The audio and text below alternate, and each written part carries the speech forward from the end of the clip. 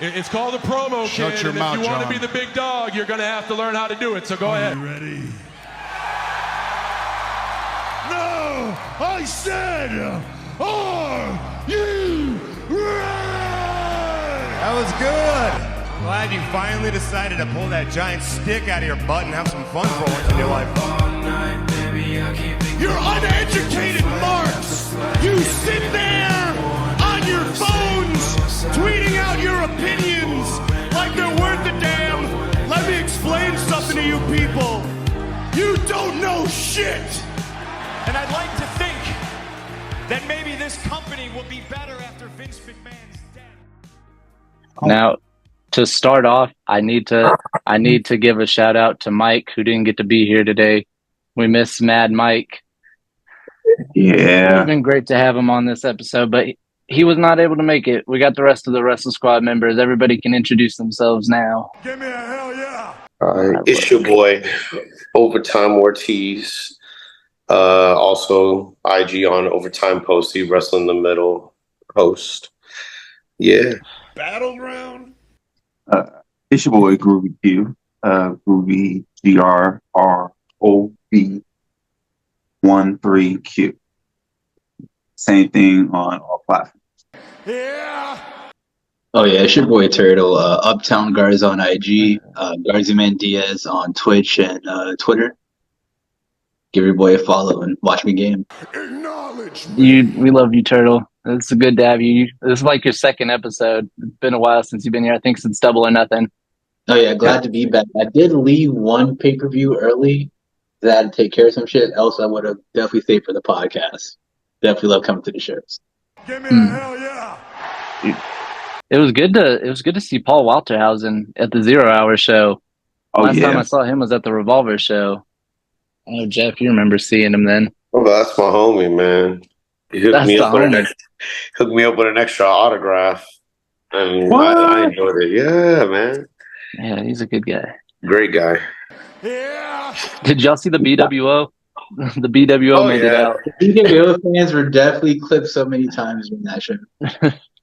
Especially during the Orange Cassidy. I like that little shot they showed of them. Yeah, the big dude was looking like a blue mini for a second, bro. I didn't know.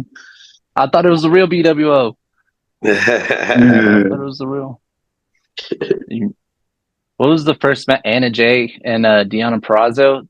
Anna Jay got a nice win over Deonna Purrazzo despite Taya Valkyrie interfering a ton. She's been getting a little push. Heck yeah, bro. Anna Jay is here for the win. I'm down for it. I'm glad she's getting a push, to be honest. It's been long overdue. Long overdue. Yeah. She deserves a little push. A good story, too, because, yeah, she's been working with scraps, but it's been good stuff, though. Thank you! Did you guys see the ROH women's division backstage? We got to see pretty much the main women in the ROH women's division, including Athena Spinnerbelt. We got to see Athena Spinnerbelt make an appearance. I didn't see that. Damn! It was a backstage segment. They did it right before the Fatal 4-Way. Oh. They were announced. Athena's belt is very cool. I got to see it in person, and I will say the spinner belt is hard in 2024. Apparently they're promoting some sort of like ROH women's tournament at Wrestle Dynasty is what they were. Oh yeah.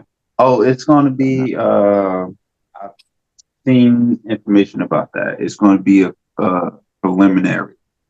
4 ROH women face each other. One winner from them, one winner from AEW, one winner from New Japan, and one winner from CMLL. And they face each other at Wrestle Dynasty. That's nice. Okay. Now, Fatal 4-Way between Commander, Beast Mortos, Dante Martin, and Buddy Matthews. It had no business going off the way it did. Did we all think Buddy Matthews would win going in, though? Was it obvious? I thought Beast had it, but I like that. Really? Buddy one. Really? It was definitely Beast or Buddy for me. To also, I'm not gonna lie, I'm a big fan of Beast, and I thought it could go either way to either guy. Buddy Matthews definitely did win. Although I did have a moment of clarity where I said to myself, if Dante Martin did win this match, the crowd would go insane. It was really exciting, even if it was just a random fatal four-way. It ended up being a really great match. Solid. It did.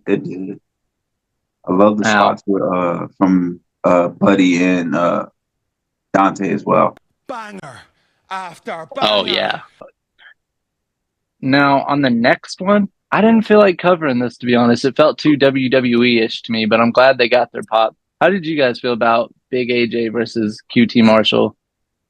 I give it a boom, boom, boom, boom, boom. That's what I give it, boy.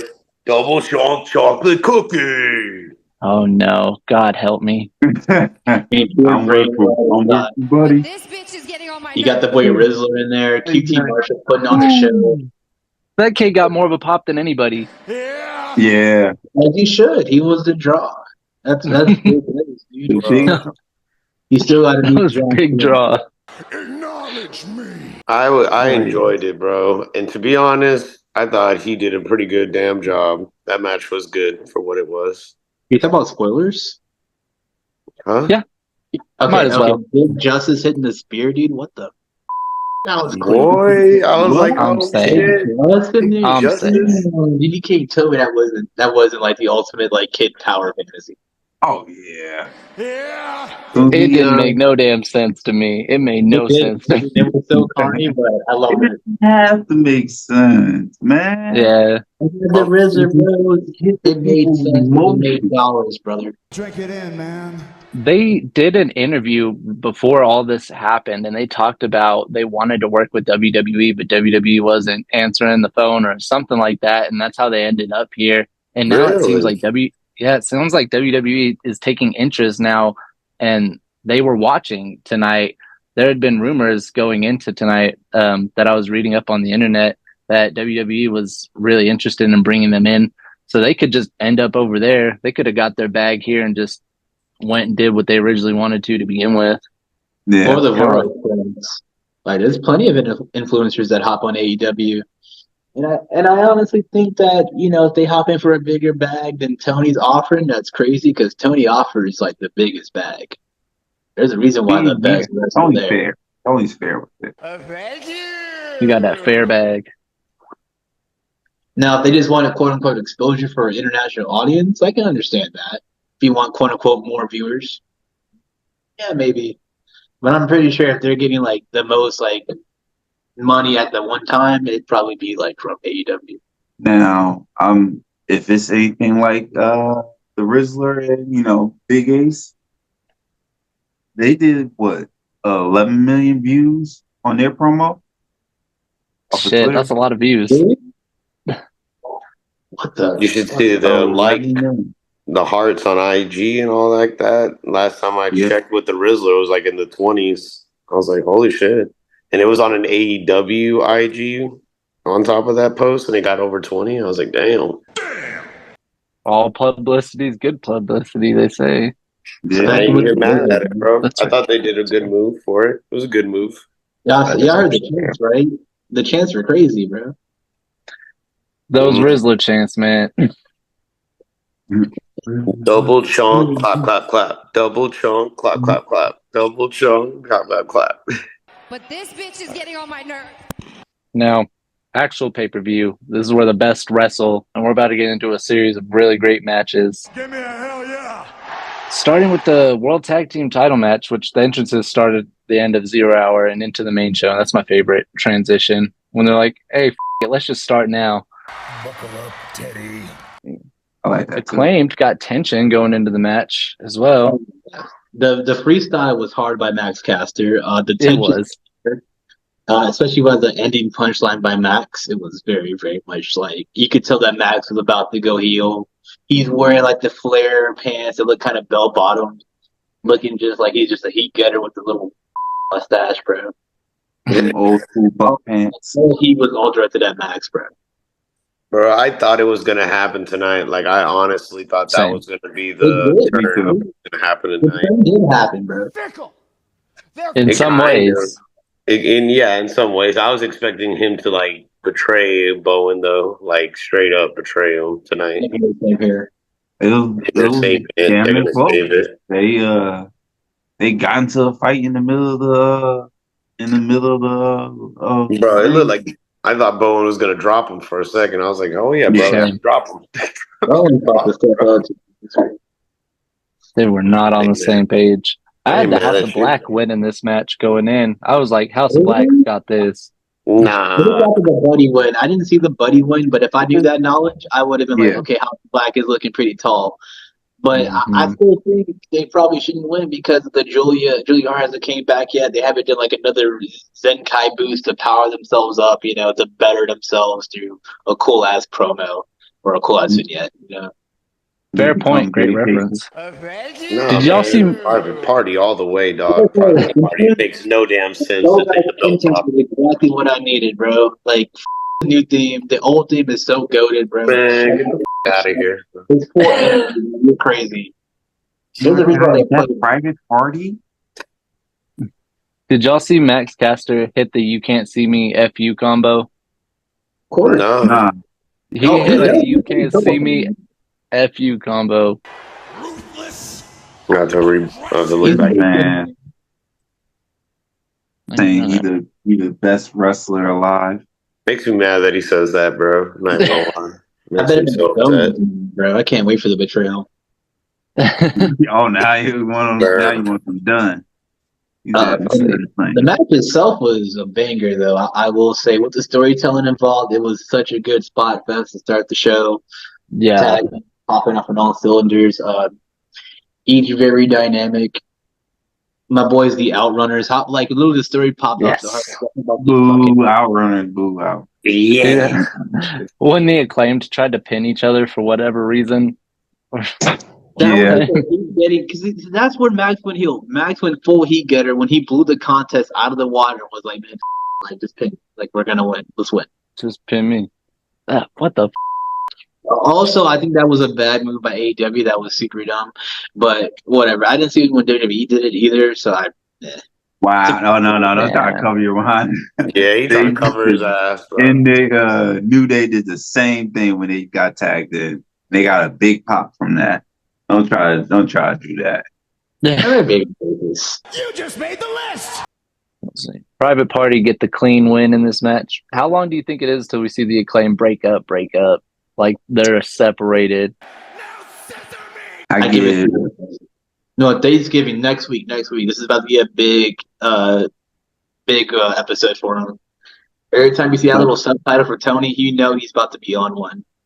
They gonna break up on Thanksgiving? Yes, During the holidays, when we're thankful On a for holiday? it. That's when they You least break up expect on- it. You break up on a holiday? You don't say You that? least expect it.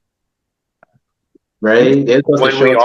argue with, sometimes families argue on the holidays, man. It makes sense. Battleground. I ain't trying to argue. I'm pretty sure everyone can relate to that at some point in their life. It's something. Yeah. But this bitch is getting on my nerves. It was good to see MJF in the ring again after a couple months, and I'm always happy to see ROH legend Roderick Strong anytime he arrives. Oh yeah. Yeah. But you knew he was going to lose, right? Like, even though Yeah. Oh, I think everyone. Yeah, right. Roderick, bro. They could have just kept him as like a douchebag fighting MJF with Adam Cole. They had to bring up his like backstory and stuff, which was great heat for MJF, but he popped it off. Yeah. But I feel like for all the build they were having for that entire year of like Roderick Strong being a cartoon villain, we didn't give him the proper send off that we deserve for that character. They didn't do him justice with this match. I'll be out open. It was a good match, but they didn't do him justice. Because I wanted a dirty finish. he was on a good run with all the matches he was having outside of Muertos, right? I was strengthened Muertos. It's kind of like, what the bro? yeah, but bringing them back into this is like we got a good match, but I don't feel like it was a good it was good for Roger. I don't think, bro. I didn't think MJF.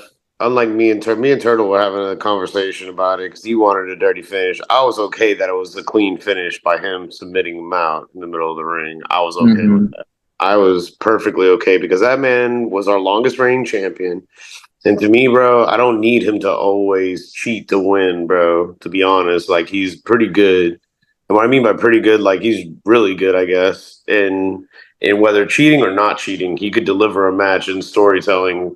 Mike's skills, of course, 10 out of 10. No one's questioning that.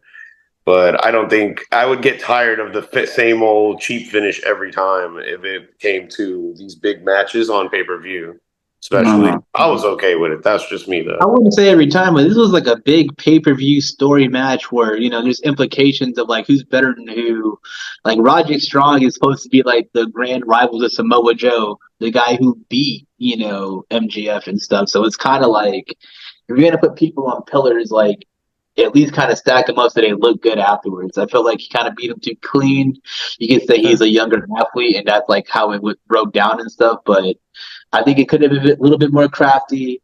Could have gave Roderick an out, especially if they're going to ally with Adam Cole and try to be a relevant faction. Like we got to make people look. We did see Kyle so towards the end of after the match have their little spat with Adam Cole looking after Roderick. They could lead to something good, but I just didn't like that it had to be Roderick to take that character hit, I guess you could say, since Adam Cole is just getting back. They could just do it out though, like any little just whatever. Like let's say the turnbuckle falls off and MJF hits it with a buckle bomb. Like anything could have been a little bit better than just a super clean in the middle of the ring. The finish didn't matter. The finish, clean, whether clean or crooked, it wouldn't matter. It would have had the same result to like he's taking a loss. Yeah, I mean, the L and W in wrestling is different because it's you can put an asterisk by it, and Roger can be like, "Oh yeah, MJF hit me with the dynamite diamond, but it's up to you, Cole. You can outsmart him." Just something to kind of make him look a little bit better than just another clean win by MJF. Noted. Y'all went off on that one. I was like, I don't even got to cover none of my notes. Y'all got it covered. It seemed like. I like the match. I like a slower but fundamentally good match. I like a clean finish. I like the actual ending of MJF grabbing the chair, smashing Roddy's arm in it. Yeah, that was great. With Kyle O'Reilly pushing Adam Cole down and yelling at him. There's a lot of good foreshadowing there. Yeah, the angle afterwards was great. I just thought the finish itself could have been. Well, that's my biggest problem with AEW. Has a lot of flat finishes and a lot of weird booking. So sometimes, for me, like sometimes the ending to a climactic arc is kind of like, all right, that's it. Right. I'm like mega ready to talk about this TBS title match because this TBS title match ended up turning into like one of the best of all time. Damn right. Let's talk about it. I got a little trouble on Twitter. I mean X. Whichever. I had mentioned that Statlander could have a 5-star match with a fate. Well, I mean, but it's not a diss towards Mercedes or anything like that. It's just people who have matches, women who have matches with Chris Statlander seems to always be their best match. Julia's match with Statlander, Ashida's match with Statlander. You can name like a few. Jay's match with Statlander, Willow, Scott Blue. Yeah, Willow after the freaking what was it again? After that banger match with Osprey and but after that, her and Willow, the street fight. Oh my god. Oh yeah, that shit was stupid good. Mercedes is just as talented enough to have a 5-star match. So this is just an automatic win already. That's all I'm trying to say. Both women came out confident. They came out looking confident, ready to win. Here's one side note I have. It was impossible not to get distracted by the hundreds of shiny, sparkling gems on Mercedes Moné's gear. Oh, yeah. Her gear was sparkling, dude. She was I shining. did like the gold and silver they had for the challenger and contender. It looked pretty good out there. Match itself was hard, bro. Like Mercedes Dude, definitely hard. had some hustle out there. She looked like a real threat to Chris Statlander, even if she was the bigger girl, quote unquote. She was doing some damage. She looked fierce. She looked good out there. Dude, they delivered. I predicted Mercedes retaining. I think a lot of people did. Wasn't expecting the match to be over the top great, but it ended up being pretty damn good. This is awesome chance they had, bro. Mercedes, The AEW the fact that I'm sorry, I didn't mean to cut over you, but I was just you're gonna good. say the fact that the fans seem to she finally got over with the fans tonight. Oh yeah, I've seen it online. People crucify her online, and I never got to see majority of her matches in WWE, but I always hear so much about them, or I hear about these great matches with Charlotte or Bailey and stuff like that. So I've been waiting and anticipating to see that kind of here in AEW, and I feel like tonight I finally got to see that. But I'm just happy that that match was a banger, bro. Like I was so happy to see Mercedes get her flowers in this match, and people chanting, naturally chanting, not the pipe in the CEO chants, but actually chanting CEO, especially at the end when she raised both titles. Banger. Oh yeah, Banger. I do want to give After banger. the whole good feedback about Bailey and Sasha's or Renee's beefs back in the day. It was due to really good booking, and I feel like Sasha's early matches were kind of contaminated by not so good booking or milled by like the Willow beef having Julie and Sky Blue involved. It had a whole lot of BS that kind of got in the way of their own personal rivalry, which that was the meat and potatoes of the whole feud. You know what I'm saying? So it's like, people can't really care about some stuff that you kind of distract them with. You know, there's no character. After the Willow thing, she got lumped in with Britt Baker. So confusing time. How about Statlander kicking out of the Moneymaker, though? I was not expecting to see her kick out of that. Pop. Big pop. Big pop. Big pop. It was crazy. I would have kept the finisher, but I'm old school with that type of stuff. You know what I'm saying? I would have kept it going. Match got the back and forth finish, left everyone on their feet, but I get the old school mindset. No, the finish itself was crazy, dude. What the hell? We're talking about a dirty finish where she's literally doing like a mix of like submission and like biting her leg, punching her leg. The point where it's like, I'm gonna break this lady down. Like it was crazy. Like she went ham. I loved that. I loved that. She did that.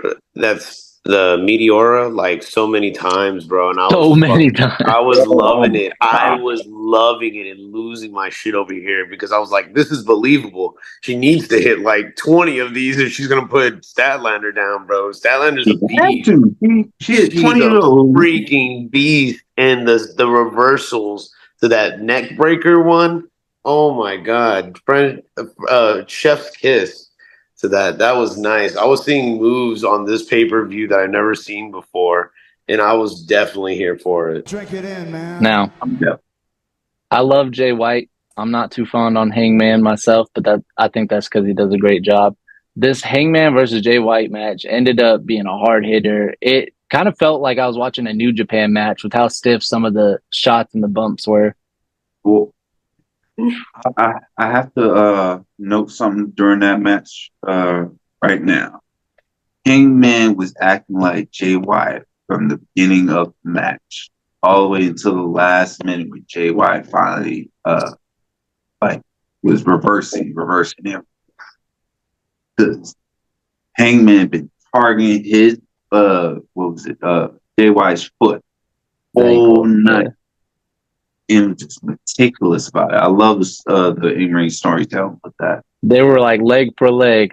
You break my ankle, I'm gonna break your knee. Break yours. Yeah, bro. There was no mercy, none whatsoever. Ruthless. Jay White gets that quick and swift win, but I was expecting Hangman to go over in this one here, like rooting for Jay White, sure, but I was surprised Hangman did not get the win. Really? Okay. I kind of thought Jay White was gonna win only because Jay White was going so hard. You know what I mean?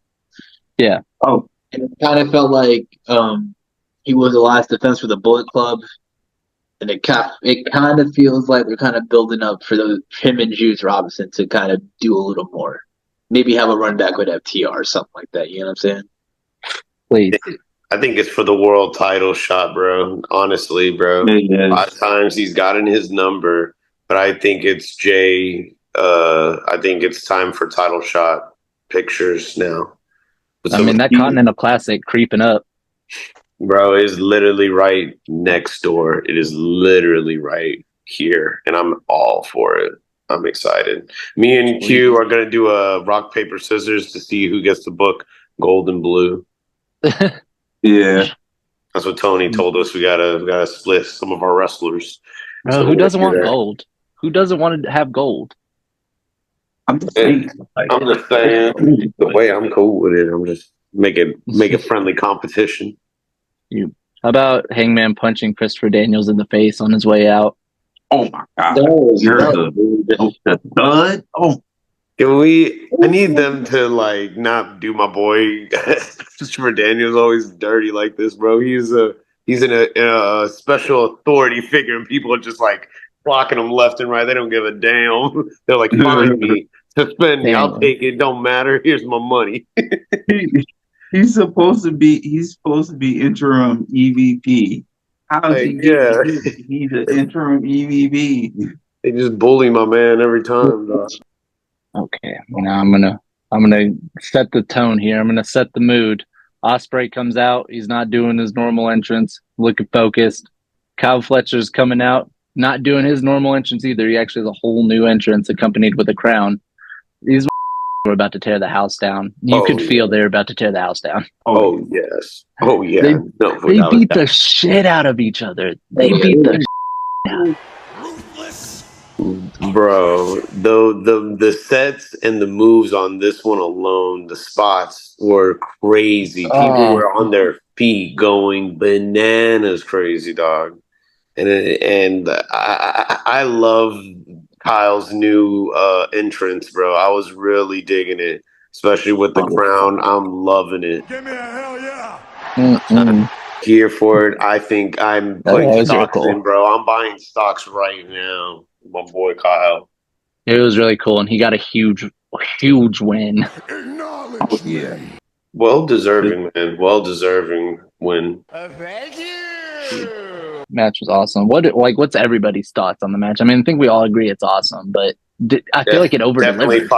Definitely past 5 stars. Definitely. You think, right? I think so, man.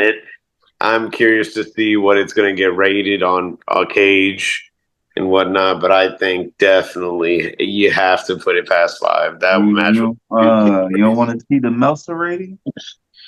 It was awesome. The build up was pretty dope too. You know, Kyle changing his whole look to go for it, right?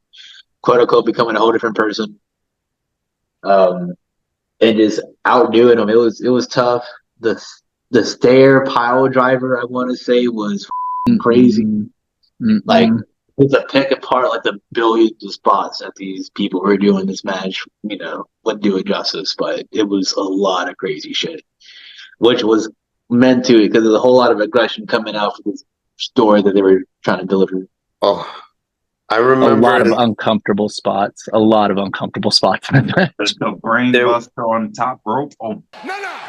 Bro, there was one moment that we all were gassed. It was when he hit him with the hidden blade, because I swear I heard that skull, like that bone skull to my elbow feeling. You heard the clock, and we all heard it loud through the TV, and we're like, dang, he hit him for sure. I heard that. I heard that skull bone clock. I've been hit like that before. I recognize that sound from anywhere. He actually hit him. Oh, he murdered him and pinned him clean. I sent out 2 tweets. The first one said, whoa, just whoa. The other, though, and I think you'll probably agree with me here, all the anti-AEW podcasts are going to have a field day with that match. There's going to be a lot of criticism on that one.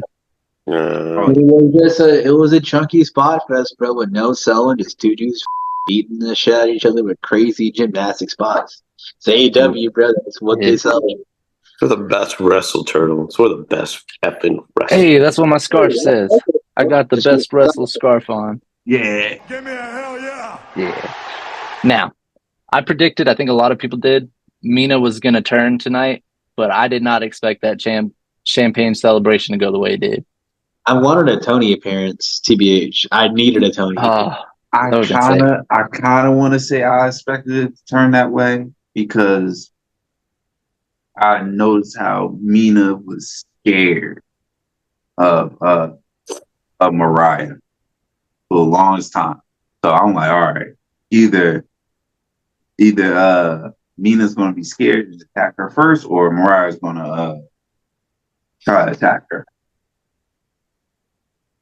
I thought Mina would throw the first punch. She was winking so much. She kept doing the wink. She was I didn't think Mina was going to turn on her, but I did think, for me, I was scared for Mina because I was like, Mariah like slapped her own mom. Like, what the f? Like, she's going to do whatever. Yeah, right. Good point. She like waited all this time for a celebration to get Mina alone, bro. Like it was right on the wall. She didn't want to give her the celebration. She was afraid of giving her the celebration. She knew what might happen. The celebration itself was A1 before the betrayal, bro. I was having a great time. Champagne. But when she kicked the bottle, bro, Mike fell in love with that. Like he's like, I need to go buy a ring and make this woman my wife. And I was like, that's my Mina. Shout outs because she did that, 1 in a dress, 2 with some heels. That was impressive to me. 3 and the finish of that whole angle through the table. Off the stage. I don't give a bro. It's like it's up there with me with Willow slamming Mercedes Moné through the table. Probably one of the toughest women's like spots in AEW. That shit was hard.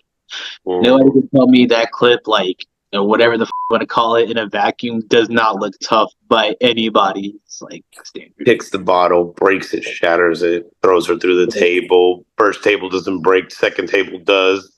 Freaking busted open, bleeding, kisses her like a savage, doing the anime type screams that just the Japanese performance always deliver in animes and top notch. That scream, I was like, damn, she's broken, she's heartbroken, she snapped, and I'm here for it. I need to see where this story is going next. I did want her to see Mariah once, like on some Tony shit, just for the foreshadowing, but the stuff to foreshadow. Just give me the Mariah betrayal screen, just because like it's so iconic. Tony Storm said she's retired. She retired.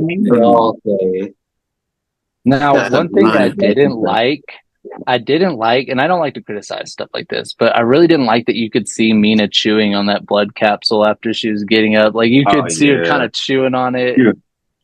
It was kind of a badass. she was a badass. Had a taste back. She had it. She was like, should have given Mina some more champagne, bro. Wash it down. Daniel Garcia gets a cool video package before the match, and that kind of led me to believe that now is a really good time to see Daniel Garcia win the major singles title. Yeah. You got that mom speech phone call that you hear in the rap albums, and I'm like, yeah, shit's about to pop off, man. It's about to pop. That was a vignette for sure. Sometimes when you see vignettes like that for AEW, I always think of like as a death throw, like, oh, maybe the guy's gonna lose. But I was looking pretty hopeful for Danny because like the whole build up to the match too was tough. Like the whole, hey, Julian, nice. Very. Film on me. What, Jack getting tied up to the van and him like waking up in a hostage situation, getting roughed up by him and Matt Menard, bro. Like it was a whole different level of beef. Bro, I'm down for it. Contrast to the previous match, where I think people were like snooze cruise or whatever. You know, I don't want to speak for other people. I was chilling on it, right? I was gonna let it build, but you could tell like they wanted a different tone, and I feel like that was a mighty slow burn of a match. I'm just saying they had to, bro. It was a good end, but it was a slow burn. It came after the Ospreay match, bro. That was like everyone just got done riding the Titan or the Texas Giant dog. It's just like, damn. And now you want us to go through another crazy match, which I thought they delivered it still. even though It was slow. Then we got a power bomb through the timekeeper's table and like trash dumped all over. That's when it picked up. That's literally after the power bomb through the table and the trash and stuff. That's when it picked up. Like, okay. Yeah, have a solid ass match. Jack Perry tried to do the sacrificial lamb thing he always does. Didn't work out for him. I'm really happy at the outcome of this match. We actually see Daniel Garcia get his first major singles title, and I think it's well deserved. I think it's well deserved. Oh yeah, definitely. Shown a faith, I think, too. That because he stick with AEW, Tony probably had it. He's like, yo, I have a plan. Just let me cook, man. Just give it a little bit more time. Let me cook. And then he gave them his moment. The crowd was hyped for it. We were hyped for it. We were over here. We were all hitting the dance move pose. And bro, I think it's well overdued for him to get a belt, especially for Team AEW. Give me a hell yeah. Yeah, the flag and everything. Now, coming up off of that, I had no idea this was even on the card, or I forgot about it. I can't say I didn't know. I just forgot about the fact that we had an international championship match. Nonetheless, I'm excited for it. Oh yeah, that match was tough, dude. Big body take. Yes, sirski, bro. Okay, so let's get this out the way, bro. I knew you were going to start this. Online, I thought the outfit was cool, bros. How do you feel about Bald Michaels, aka Shea with the cool pants? Damn it, bro. I was okay with the pants. I don't have no problem. Especially when y'all said it looked like Shawn Michaels. I was like, okay, that's pretty cool if he's paying homage to Shawn Michaels. I had a very specific opinion. My specific opinion was it feels weird seeing both guys wear black and red. Like it's like watching tag team partners start fighting, but luckily it doesn't matter what they wear. They wrestle like superhumans and they deliver. So yeah, I don't like the matching gear either. I'm actually pretty particular about that one too, bro. It's like a boxing match, bro. Wear red and blue. Like stop making it like confusing. I get you guys want a match for the little pay-per-view, whatever, but chill out. Oh my god! Chill out. Chill out. Serious. They gonna literally say, like, who are you talking to? In a fight, you're like, it's so and so in the blue trunks and so in the gold trunks, or the like. I don't need to see red, gold, black, and gold trunks on both guys. Are you buying these trunks? Are you telling them to get these trunks? I'm sure they got more than one pair of trunks. Damn it! These guys are on TV on pay-per-views. Big Body Take always wears red and black usually. It's kind of like his theme colors. So I guess it's true. Yeah, Ricochet could have wore the gold again, bro. Yeah. Bro. Whatever. Go on, man. Just get it over. It's not serious about the regardless, it was a well-balanced match style-wise. Like the style, strong style, high-flying, they clash well. Very dominant match, too, by Takeshita early on with the back submission. Work in the back. Very I think this match was really good. It didn't seem like it had a lot of pizzazz because it was a little slower at first. But again, like I think if it was just positioned different on the card, people would have received it a lot better because it was a great match. It just fell after a lot of other shit that happened. Well, yeah, the AEW cards are just huge, man. They're not like big, digestible cards. Like I feel like by the end of it, like by your main event, like your crowd's exhausted. You know, that's just what it is. Yeah, and let's not even bring it in like the hour-long pre-show beforehand. You know, that's like 5 hours of wrestling. So that's a lot. Like that's a lot. But you get your money's worth. You get your money so damn worth. Like a bash or they it's reality of watching a 5-hour show of people doing everything. Like Will Ospreay and Kyle Fletcher just had a big ass match, and I just watched 2 more that were crazy and bombastic. For $49.99, I felt like I got my money's worth plus more. To be honest, hell yeah, plus more. Towards the finish, it got more excitement injected into it. Takeshita retains after a lot of work to do so.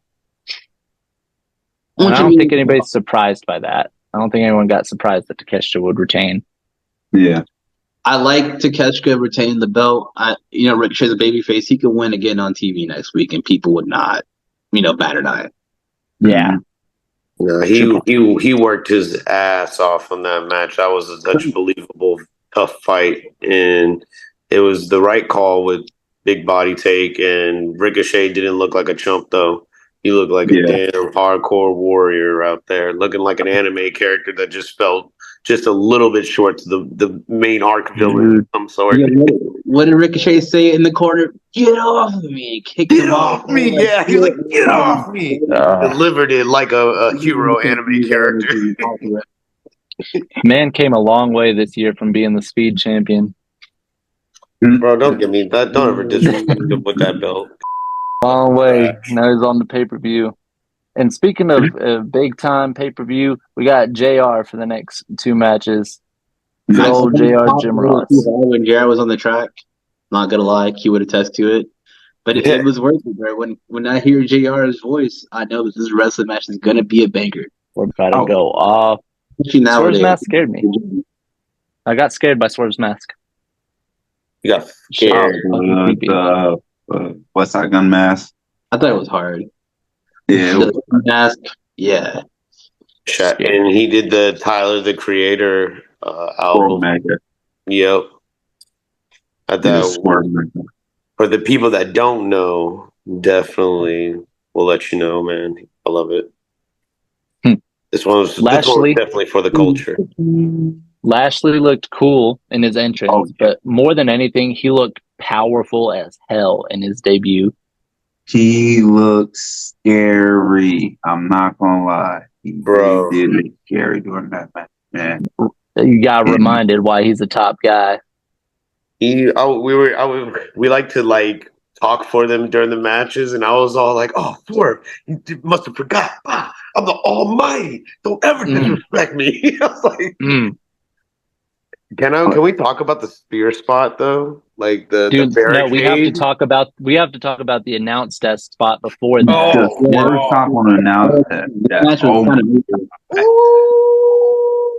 Talk about both of them, but I got to talk about that announce desk spot. Swerve just stomped the hell out of his chest. I don't think Lashley felt it. It looks so good. Calculated. No, for the win. Yeah, the Lashley speared the hell out of Swerve through that barricade, and my back hurt when I saw that. Now that's how you do it, bro. That's how you sell a spear through the barricade and might make it, oh my God.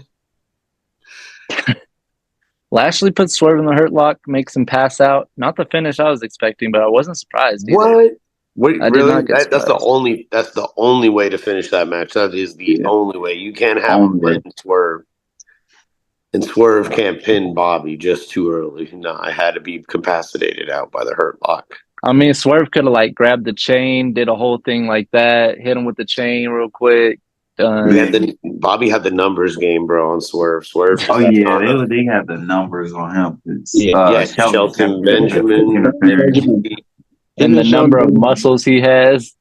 Yeah, there was no other way. Plus, Turtle would probably quit AEW if that happened, bro. He would have quit AEW because he was rooting for Big Bobby.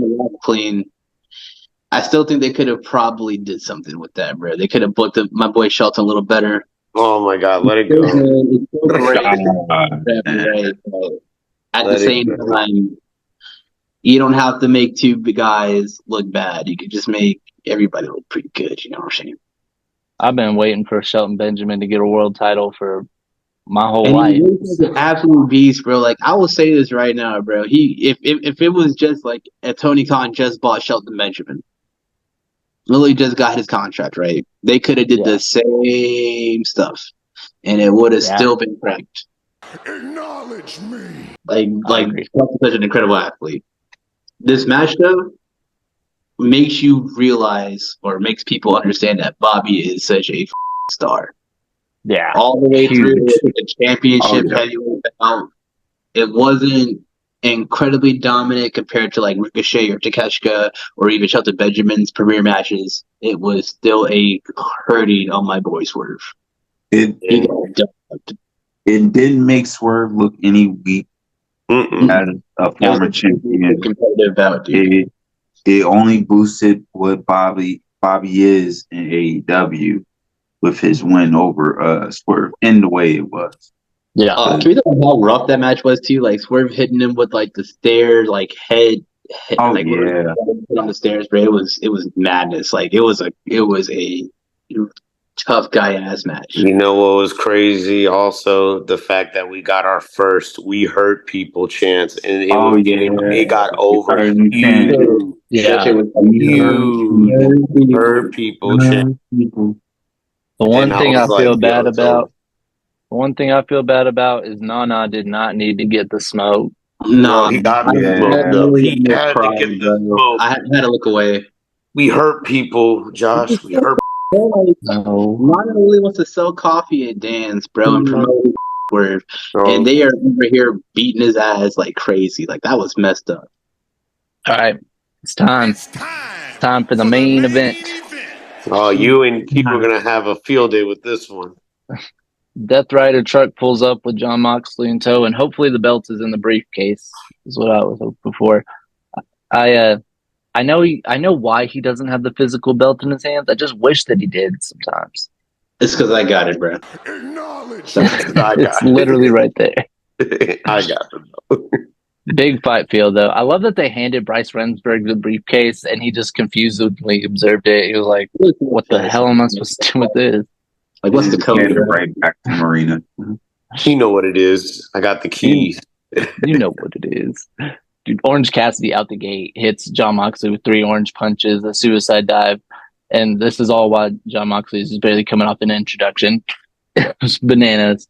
I sent this tweet out. I said, "Orange is going bananas."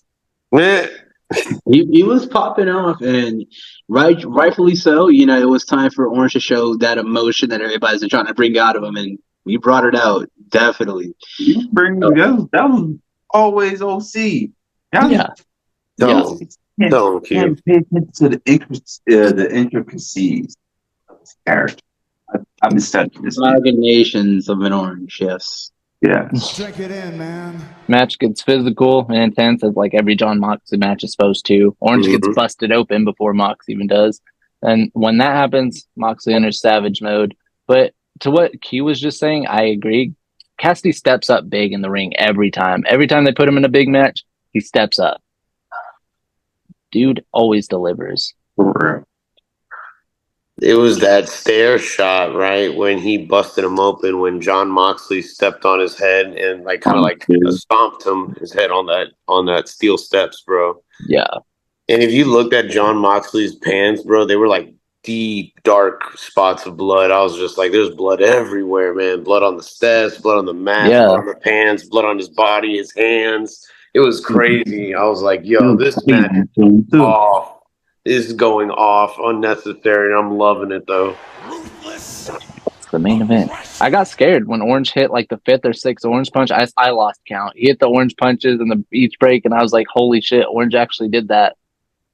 They got me.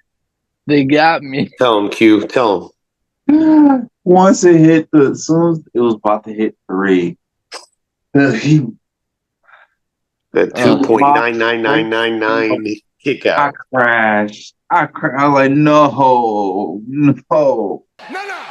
And I thought the suitcase would give to. Mm-hmm. Yeah. He used the suitcase. He swung it like full force. Swung it. Well, and before that, Claudio and Pac show up. The conglomeration come out. Marina attempts to hit him, and then Orange hits Moxley. So much stuff was already happening, and that plays into how this just continues on. After Mox gets the win, we all know Mox retains. All that shit happens, but then they start dumping cleaning liquid in this man's mouth, and this is new. It's still real to bro. That shit burned him, and he was choking on it, bro. And then we have Hangman Page come out. We have Wheeler Yuta come out. What? Christian Cage comes out with Kill Switch. I will say this. Tell them. For this point forward, forever, I'm the number one Wheeler Yuta hater. You like that, man? Go ahead. I wish him nothing but bad days. I want his socks. No. Socks wet and warm. Hope his zipper jacket gets stuck. I hope his headphones are short. Unnecessary. His AirPods will never charge. Bro. Let's see. Christian Cage comes out, kill switch. He goes to cash it in. Jay White stops him. Then the Death Riders get attacked by Jay White. Exit and tell me if I thought that wasn't it. This crazy Darby Allin tries to T-bone them in the parking lot on the way out. It was Then they steal a car. That shit was a lot for like an ending angle, but I kind of like the chaos of it. You know, the idea of like, oh yeah, AEW is in like this big war in itself between like its amateurish-ness into like its hardcoreness that Moxley pushing for, right? Yeah. So it was a cool collide in that sense, but it was a lot for like a finish of a picture. Like if it ended with Moxley just popping off in the ring, like whatever the I would have been cool. I'd have been straight. But that whole everything else kind of blew everything out the water. Maybe it was to cheer the fans up, give them hope. But I kind of wish it wasn't Darby who crashed the car. I wish it was kind of like the thing that Mox been warning us is coming or something like that, like some outside entity or something like that. New Japan wrestlers or something. A new challenger. Oh yeah. Somebody else, or maybe even wait till next week. But I do respect him going off. Darby's performance coming out the car was crazy. Yeah. He looked very much enraged. You know what I mean? Very much. He busted the car window with the skateboard. He has blood on his face. My man, it was funny because we were all like, "Who's that car?" But when I saw the skulls, I was like, "It has to be Darby. That's such a Darby thing. Paint the car, have Mox's name on it." And the way he crashed it, like he was like, "I'm trying to kill him. I'm going to kill this man. I'll run him over. I'll crash his car." That was a GTA son of a bitch. That man's crazy. So much shit happened. I almost felt like it was too much shit because I couldn't keep track. But nonetheless, I think Turtle just pointed out something that I'm really losing sight of, and this was Mox's plan. This is really getting AEW in an uproar. Buckle up, Teddy. It is. Controversy. The whole part of like Moxley trying to shed AEW of its like amateurness or whatever the he's going off about, right? In his rants. You know, that's definitely like the ending that kind of shows like that storyline kind of builds it up more, right? More people are showing up for it. You got I like that. I like that story, but I like it was during the match when OC was still being defiant that I'm gonna still be myself. Mm-hmm. We got the man with the Drink it in, man. Mm-hmm. Everything. Still doing it. Still with he said, I don't want to see the goofy stuff. Like, obviously said, I'm going to still do goofy stuff and give you hardcore as well. He was defiant, definitely to the end, no matter what. Rolling in the ring, I'm telling the telling ref, you right now. take it easy, take it easy. Is this like a reflection of Tony Khan's self-conscious between the actions of who he wants to hire and what he has to do for a successful wrestling company? This dude. This is deep storytelling in the AEW. 5 years later, this will impact the entire show. I'm gonna tell like you heard it. I'm gonna talk about the layer that really gets me though, because what people fail to realize is the Orange Cassidys and Darby Allins are the bad guys in this situation. John Moxley did for Bryan Danielson what Bryan Danielson could not do for himself, and that's get the out. And the fact that Orange Cassidy and Darby Allin are trying to sacrifice themselves in the name of Danielson it seems like all they want is Bryan Danielson to end up dead in the ring, and that's why they're the bad guys in the story, in my opinion.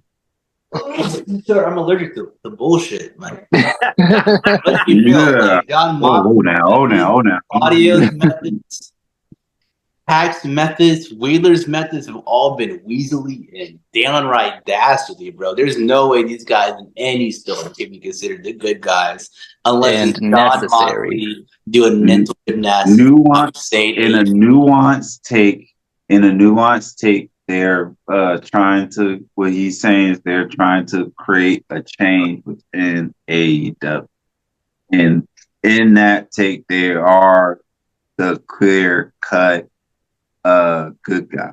Trying to save the company, right? They're trying to save the company, but optically, these are the most dangerous psychopaths we are dealing with right now, and they The best need to version of him. The best version of himself. Although I will say, I want to like put it on the record now. I have Darby Allin winning the world title at All In. I know it's a stretch, but I have it. I have it on paper. All right. No. We heard here for a 6-month build, Chris. 8-1 build. Future booking. Thank you so much for watching this episode today, and we will continue very shortly.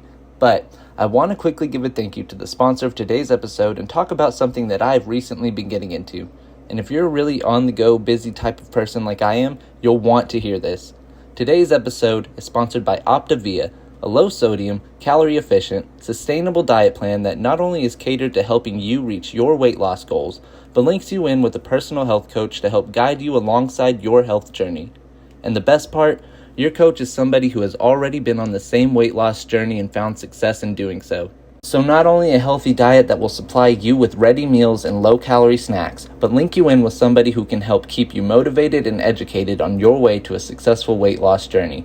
I myself have been doing the diet, and I am really happy with the results so far, guys. I get a lot of these turkey meatball meals. The beef stew is my go-to lunch. A lot of times when I'm getting ready for the day, you will see me drinking on these Optavia shakes that I love.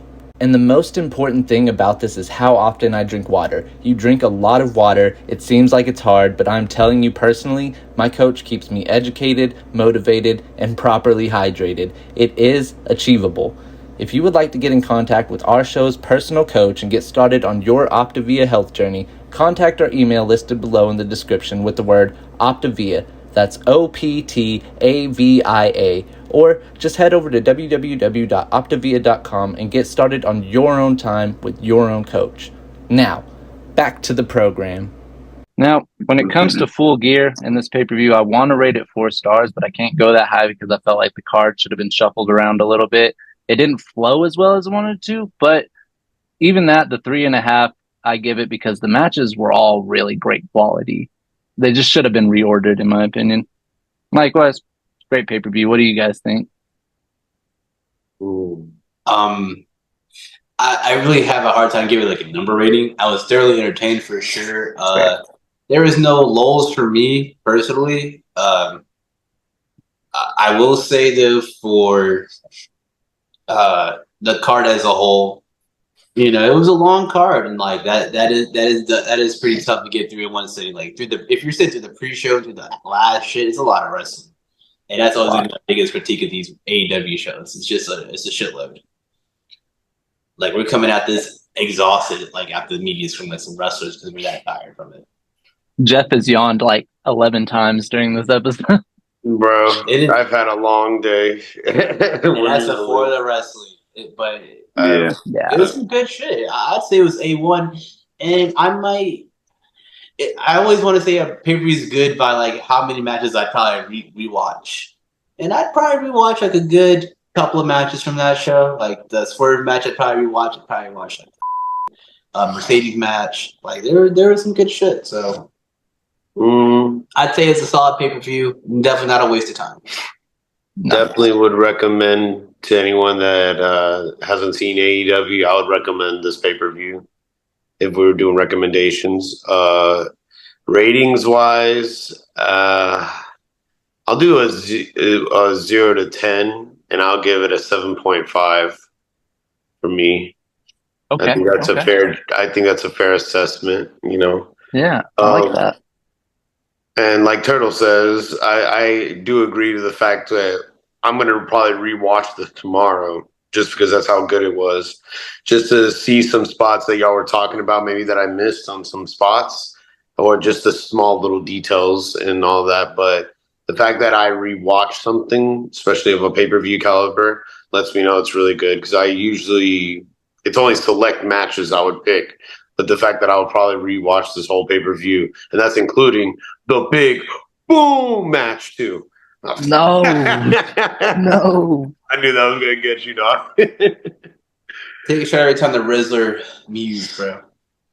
Boom, boom, boom. talk. That's one thing too. The show had a lot to it. It had a good variety of wrestling. It had your high spots. It had your technical shit. Had your funny laughs. It had your drama. Had a little bit of the hardcore. Mm-hmm. A little bit. The climactic finish. What's Q got? For one, had a good time with the pay-per-view. If I were to rate it, a little biased because OC was in the main match, so I'm gonna say 8. If OC would have been 10, but it's an 8. I thought it was strong. Some matches I felt weren't that strong, but they finished good. So it left me with some good high points to look at, and I gotta go back to rewatch some of these matches as well because the in-ring storytelling in these is pretty good. I'm not pretty good, really excellent. So Thank you. that's my opinion. Nice. Everybody got a good opinion on it. It seems like all around great pay-per-view. Not the best Full Gear, but not a waste of time, as Turtle said. I think that was probably the best I've heard. Not a waste of time. Quote me on that. I really appreciate you guys joining me today. This was really fun. I always love having all you guys come on. Always, brother. All right. We will see you guys later then. Take it easy. Take it hard.